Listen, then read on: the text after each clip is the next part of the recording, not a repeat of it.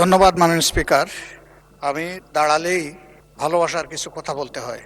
মাননীয় সদস্য এবং স্বরাষ্ট্রমন্ত্রী আমরা কালকে চলে যাওয়ার পরে আমাকে ভালোবেসে একটা কথা বলেছেন। তিনি বলেছেন যে আমি একটি অসত্য কথা এখানে বলে গেছি, আমি এটা জানতে পারলাম। তো আসলে আল্লাহ তাআলা তাকে অপূর্ব দক্ষতা দিয়েছেন।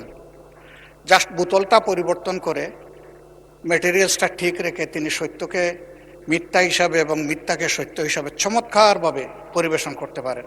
Lily ultra soft serum gel, যা গভীর থেকে স্কিনে দেয় 3 গুণ সিরাম হাইড্রেশন। সিরাম জেল হাইড্রেশনে ব্রাইট থাকো সব সিজনে। এই জন্য শুধু তাকে ধন্যবাদ জানানোর জন্য আমি এখানে দাঁড়িয়েছি মাননীয় স্পিকার। ধন্যবাদ, অসংখ্য ধন্যবাদ।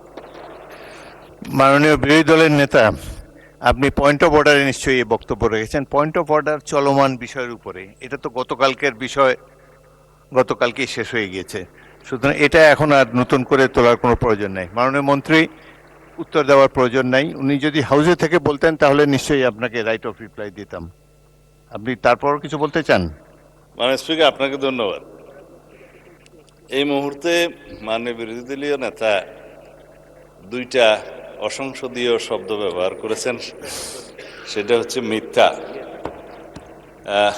এটা অসত্য বললে আমি আপত্তি করতাম না, এই যে আমি কালকে মিথ্যা বলেছি বয়ান, তো এইটা মিথ্যা শব্দটা অসংসদীয় হিসেবে এটা এক্সপান্স করার জন্য আমি অনুরোধ জানাই।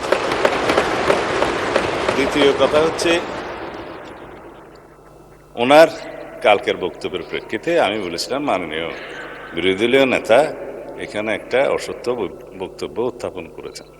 সেটা ছিল যেখানে রুল 62 অনুসারে আপনি তারপরে একজন বেসরকারি সদস্যের উত্থাপিত মুলতাবি প্রস্তাব গ্রহণ করেছেন, ওনারা ওয়াক আউট করার আরো অনেক পরে, তাহলে সেটা পার্লামেন্টে উত্থাপিত বা পড়িত হইল কিভাবে? সুতরাং আমি বলেছি সেই বক্তব্যটা অসত্য। ধন্যবাদ মাননীয় speaker. Lily ultra soft serum gel, যা গভীর থেকে স্কিনে দেয় 3 গুণ সিরাম হাইড্রেশন। সিরাম জেল হাইড্রেশনে ব্রাইট থাকো সব সিজনে।